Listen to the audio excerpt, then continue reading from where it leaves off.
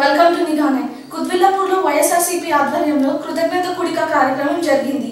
వైఎస్ఆర్సీపీ రంగారెడ్డి జిల్లా నేతలు పాల్గొని జగన్మోహన్ రెడ్డికి జైలు నుంచి బయటికి రావడంతో దేవునికి కృతజ్ఞతలు తెలిపారు.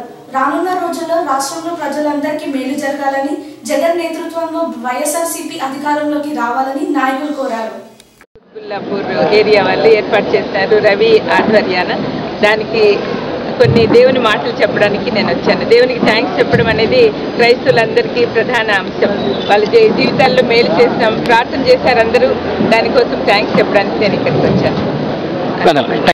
వేదిక మీద ఉన్న పెద్దలందరికీ, మరి కార్యక్రమానికి వచ్చినటువంటి ఫాదర్స్కి, సోదరి సోదరిమణులందరికీ నా హృదయపూర్వక నమస్కారాలు తెలియజేస్తూ, మీ యొక్క అందరి ప్రేమ అనురాగాలతోటి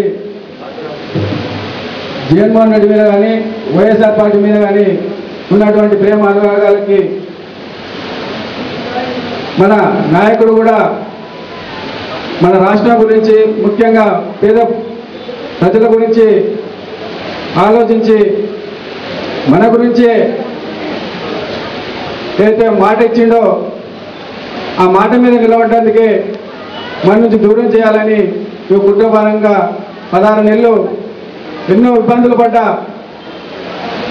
మరి ఆయన ఆలోచన అంతా మన పేద ప్రజల గురించే ఆలోచన చేసినటువంటి మన నాయకుల దగ్గర మేమందరం పనిచేస్తున్నందుకు గౌరవంగా ఉందని తెలియజేస్తూ, ఈ ప్రేమానురాగాలు ఇక ముందు కూడా